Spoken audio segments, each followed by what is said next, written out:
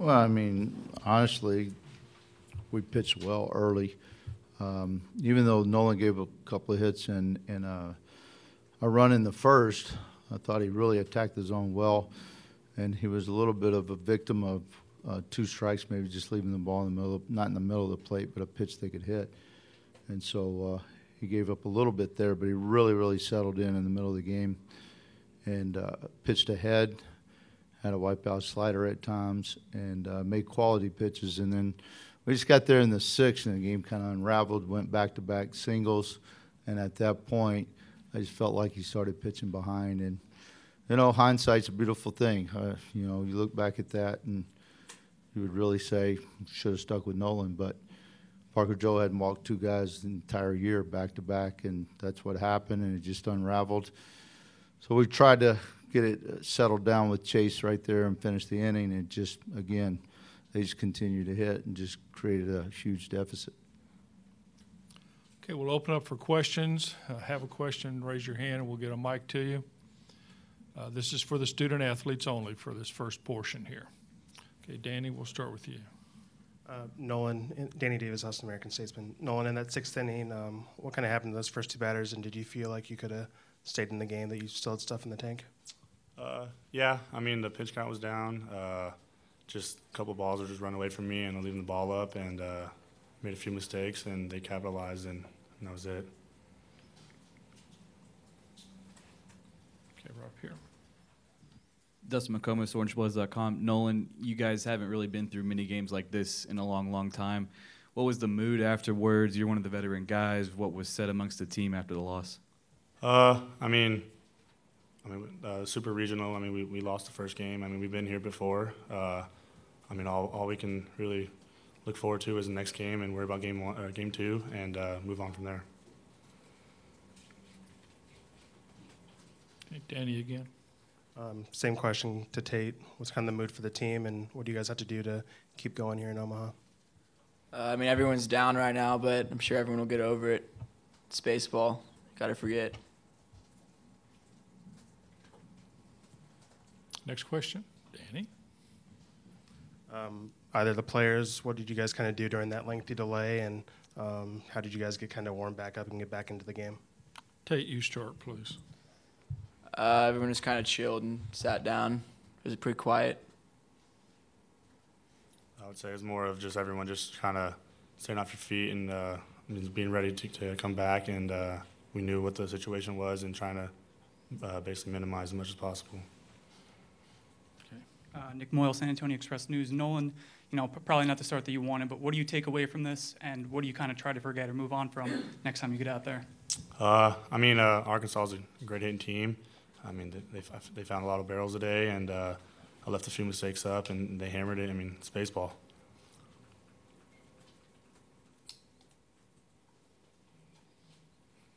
Go again, Nick. Tate, obviously, you know, you go 3 for 3 today, and you're hitting pretty well in the super regional.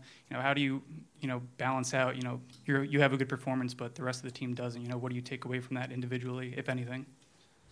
I don't really take anything away from it. I mean, we lost the game, so it doesn't really matter in the end.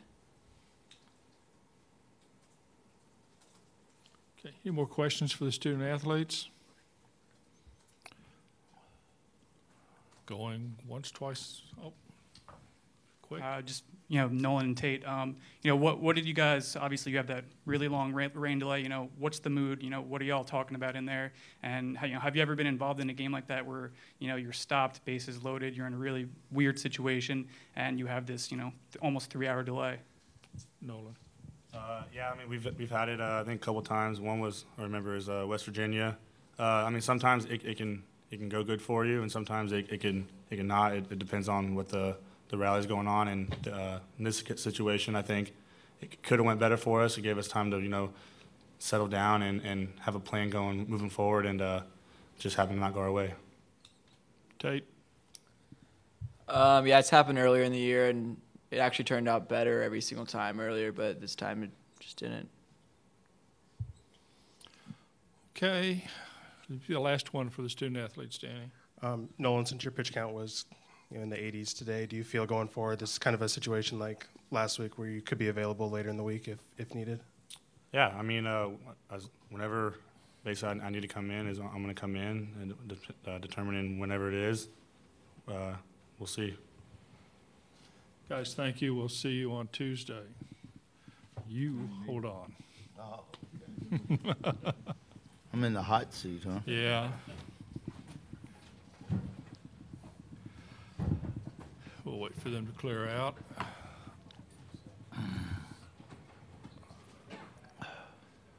Okay, first question for David, please. We'll start right here. Dustin McComas, OrangeBloods.com. David, take us through the thought process after the long delay. You choose to go with Chase in that situation. He throws just 11 pitches. Does that affect his availability at all as a potential starter for the next game? And what was the thinking there? No, that's why he only went 11. The thinking was we're in a pickle. We need to get our best guy in the game right now. And if we can get it within one run, as far as giving up one run, so it's a 4-run deficit, and then we can tack on runs, maybe 2, then we were going to stick with Chase. Otherwise, we're going to get him out, keep him available, and move to the next guy, and that's what we did. So the plan was always 1 inning unless you guys added on? Yeah, if we were in a game at that point, we were going to continue with Chase, but you didn't want to burn him in a deficit, so pulled him and went to Cam, and it just wasn't good. I thought Chase threw solid pitches, but they hit early in the count. You have to throw quality pitches early, and I mean he threw pitches with velocity, but poor location. I think Kirk was just before you. Kurt Bowles from the Austin American. David, are you a little bit shell-shocked to give up 11 runs? Y'all gave up 14 in 6 games. Do you feel like Arkansas is just that good a hitting team? They were today, and I thought early in the game we pitched well. You just can't afford to pitch behind against Arkansas, and that's what happened when we got unraveled. Either we pitched behind or we tried to get strike one and threw, white on white instead of a quality pitch. And I'm not shell-shocked. It's just part of it. It's not the way we wished it had gone. Unfortunately, it got away from us, and we just couldn't overcome the deficit. Okay, Danny. David, is there anything to be taken out of the later innings? Austin comes in, gets a good hit, which I'm sure was nice to see. Michael, has a couple nice at bats. You guys show some fight. Is there anything to be taken out of those last couple innings? I mean, that's the same reason why we threw so many guys, to give them opportunity, because as we get deeper in this tournament, I want guys that have been on the bump. And those 2 guys have earned the right to play, and it was the perfect time to play both of them. And it also rests DJ and gives Michael the opportunity he deserves. And then Austin's been coming. So knowing late today, had they come with the left-hander in a situation, I knew I was going to hit Austin anyhow. So it was good to give him a couple of at-bats and get his feet wet. Joe Cook with Inside Texas. Coach, what did you see on that ground ball to McKenzie that David tried to turn on the double play, and whether he turned into the field and when he shoved Jake? What was the explanation on that? We talked a lot about the play. I thought Jake did the ball was a rocket and he handled it well, but I think when he slightly bobbled the ball, I think David lost his timing on that.